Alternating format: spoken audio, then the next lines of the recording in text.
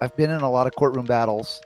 In one of my courtroom battles, it was in 1999 in December. The United States government had just come out of international bankruptcy, and I was in Robert Denhardt's court. I was arguing over the word district, and I placed a value on the word, defining the prefix dis as demon god. In Latin, dis means demon god, and tricked for tricked us. So demon god trickery in the courts. And of course, they were saying this is a state court. I was like, well, at the time I was talking to the judge, this was before all the martial law stuff. So the judge had a stack of books there. I said, Your Honor, do you believe in those books? He goes, I believe every word in them. I said, well, I'm using a global corporation here called at the time it was the Unity-States of the Americas, what we were using. We had not come out with the Unity-States of a World Corporation. This was way back in 1999. I was like, explaining how America was to be a noun, not a verb.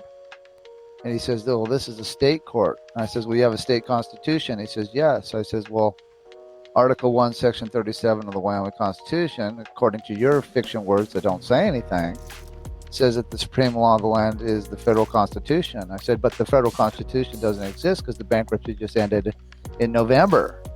And the judge actually pulled out the book and read it. He goes, and the supreme law of the land is the federal constitution. I says, that's right, Your Honor. And since the federal constitution doesn't exist, I have a constitution on file with a corporation registered number for perpetual corporation that cannot be dismissed. And he goes, oh, no. I was like, yes, you said the federal law, according to your own words, is the federal constitution. And it has supersedes jurisdiction on state constitutions. Therefore, I'm going to claim my registration number as a perpetual corporation that cannot be dismissed by Fremont County District Courts.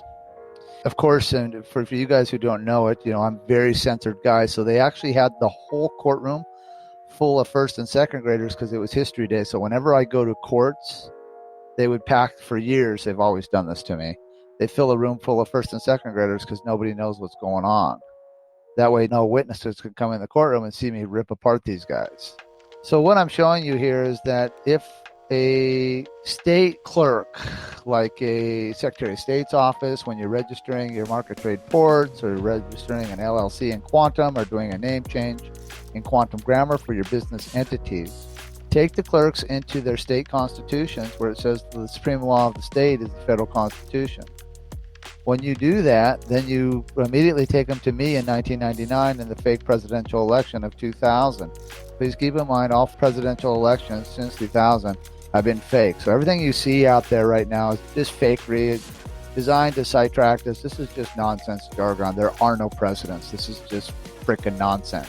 But the general public, being dumbed down as they are, actually believe this shit. So they actually think that there's a president. That's just not the case. So fortunately for us neutrals, we know that there's no president. We know how to stand our ground in that position. But I want to get back to this. A lot of your Secretary of State's office and representatives are going to be saying that you can't use a foreign corporation in a domestic condition. However, the domestic condition no longer exists because the supreme law of the state or the territory you're in is your federal constitution, and the federal constitution doesn't exist. Therefore, because of the United States Post Office vacating in the 2000 presidential election and violating their own title codes, Title 39, Section 101, Subsection A and Subsection B, there are no presidents, and there is no constitution because the constitution was vacated. So what we do with our market trade ports, that's where the constitutional articles or the contract duties, we don't call them articles, but contract duties 1 through 13, that's where they're in place. So there's your constitutional Bill of the Rights, and you use that to counteract to have your own federal registration on file. Now, the reason why we use the registration number or the global journal label number is because the global journal label number is backed by hard assets, where the registration number is just an illusion. If you flip your white slip on your postal registration, you're going to see a manual in there on how to file a claim that will say International Mail Manual. And when you go into that, you learn about how registration numbers are perpetual corporation numbers. They cannot be dismissed because the fee freight for treaty has been paid through the post office for the registration numbers. And so keep in mind, if you have to articulate against a state fiduciary who might say that your LLC is domestic and not international or federal. Remember the story that you heard here today and take them to their state constitutions and find their article. It's typically the last article of their state constitution will say that the supreme law of their state is the federal constitution. That's what it'll say in all constitutions. But since there is no constitution, that's where you take them into my story of 1999 and the postmaster generalship and how that works on the fake presidential elections.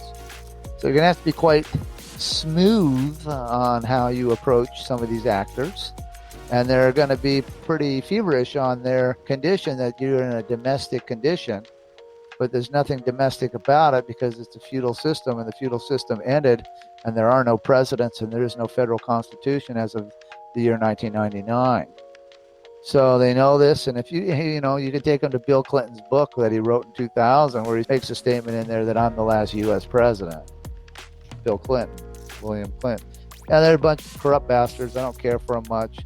I'm sorry you guys are actually having to go through the fake pantomime of these fake presidents, and it's going to get really, really crazy to sway and to make it look like there's a president, and it's all going to look real official, but nothing could be further from the truth. This is just fake as hell. Now, one real cool thing on that Robert Denhart court case is they actually held an emergency meeting for the state and county judges in the state of Wyoming after that trial, and they took the word district out of the county courts, and they changed the word district to circuit courts.